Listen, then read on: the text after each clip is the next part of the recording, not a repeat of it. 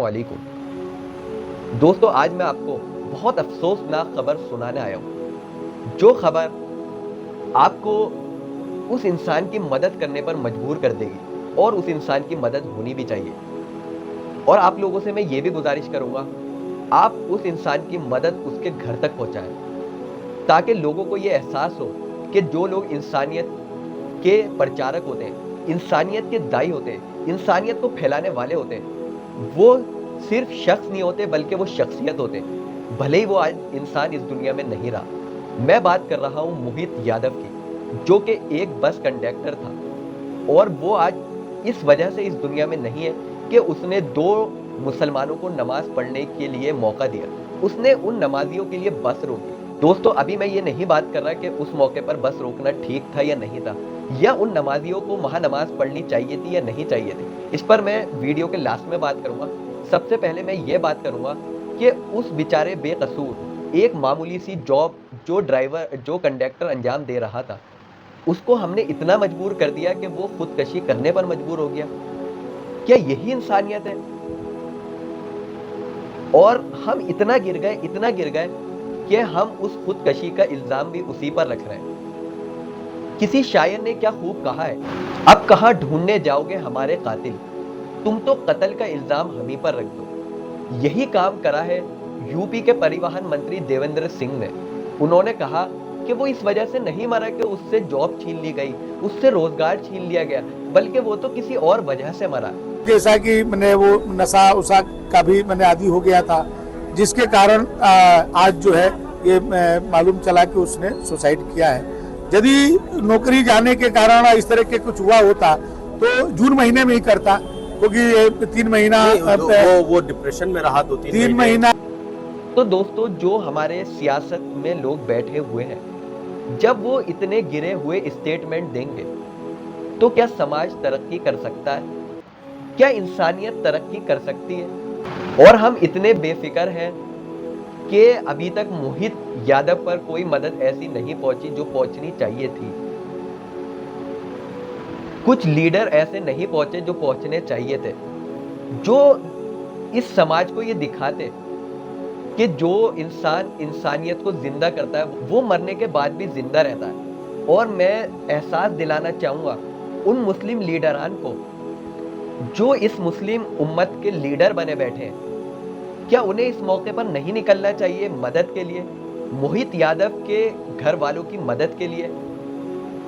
वो बेचारा अपने घर का सबसे बड़ा फर्द था, सबसे बड़ा जिम्मेदार था, जो 17,000 की सैलरी पर अपने घर का खर्चा चलाता था और इंसानियत का इतना बड़ा हमदर्द था कि आप उस बेचारे की ये क्लिप सुनिए, आपको रोना आ जाएगा।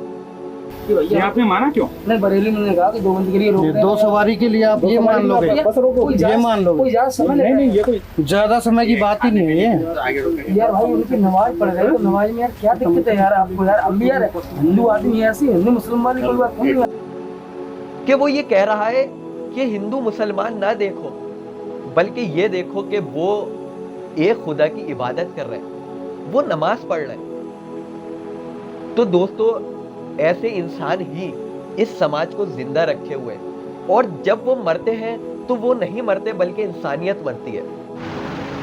अब दोस्तों, मैं मुस्लिम समाज के लोगों को एक जिम्मेदारी का एहसास दिलाना चाहूँगा। जैसे मोहित यादव जी ने उन नमाजियों के लिए बस रोकी और उन्हें इतना बड़ा कर्ज चुकाना पड़ा, जैसा कि आप लोग जानते हैं कि उनकी फैमिली का गुजर बसर भी इस वक्त बहुत मुश्किल हो रहा है। उनकी वाइफ ने खुद बताया कि उन्हें इसी चीज़ की टेंशन थी जिसकी वजह से उन्होंने खुदकशी करी, उन्हें रोज़गार नहीं मिल रहा था। तो दोस्तों, अब हमारा फ़र्ज़ बनता है कि हम उनकी फैमिली के दुख में शरीक हों और हम मोहित यादव जी के घर तक हर महीने कुछ ना कुछ रकम पहुंचाएं, ताकि उनकी फैमिली स्टेबल हो सके, उनका गुजर बसर हो सके। और ये मदद इंसानियत की मदद है, क्योंकि वो इंसान इंसानियत को जिंदा करने की ही वजह से आज इस दुनिया में नहीं रहा। उसको इतना मजबूर कर दिया गया कि वो खुदकशी करने पर मजबूर हो गया। तो मैं मोहित यादव जी के घर पर जाऊंगा, उनके घर तक कुछ मदद लेकर जाऊंगा और जितनी मुझसे मदद हो सकेगी मैं उतनी मदद करूंगा। लेकिन मैं आप लोगों से भी ये गुजारिश करना चाहता हूं ये पेटीएम नंबर आपकी स्क्रीन पर आ रहा होगा। अगर आप लोग मोहित यादव जी के घर तक मेरे जरिए से कुछ पहुंचाना चाहते हैं तो आप इस नंबर पर पेटीएम कर दीजिए या फोन पे कर दीजिए या यूपीआई कर दीजिए, या आप उनके घर के करीब रहते हैं तो आप डायरेक्ट उनके घर तक फौरन मदद पहुंचाइए। ये उनकी फैमिली के लिए बहुत बड़ा सम्मान होगा और इंसानियत के नाते हमसे बहुत बड़ा फरीज़ा अदा होगा। तो दोस्तों, आप लोगों से मैं गुजारिश करूंगा, ये वक्त है अपने किरदार को दिखाने का, अपने अंदर की इंसानियत को दिखाने का। तो मैं उम्मीद करता हूं कि इस वक्त मुस्लिम कौम के लोग, खासकर, वैसे तो ये मैं पूरे समाज तक मैसेज पहुंचाना चाहता हूं, लेकिन मुस्लिम कौम के लोग मोहित यादव जी के घर इमदाद पहुंचाएंगे और जितने भी उनके आसपास के गांव के लोग हैं वो उनकी फैमिली का पूरा खर्चा उठाएंगे जितना उनसे हो सकेगा।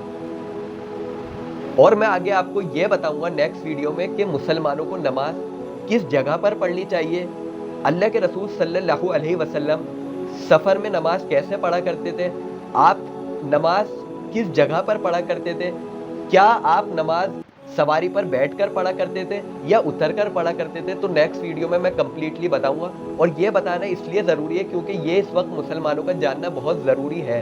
क्योंकि मैंने देखा है कि अक्सर लोग जो जाहिल किस्म के होते हैं वो कहीं भी नमाज पढ़ने के लिए खड़े हो जाते हैं, वो ये नहीं देखते कि ये रास्ता आम है और ऐसी जगह पर नमाज पढ़ना बिल्कुल नाजायज़ है, जो पढ़ रहा है वो गुनहगार होगा। तो दोस्तों, नेक्स्ट वीडियो में फिर मिलेंगे। अस्सलाम वालेकुम।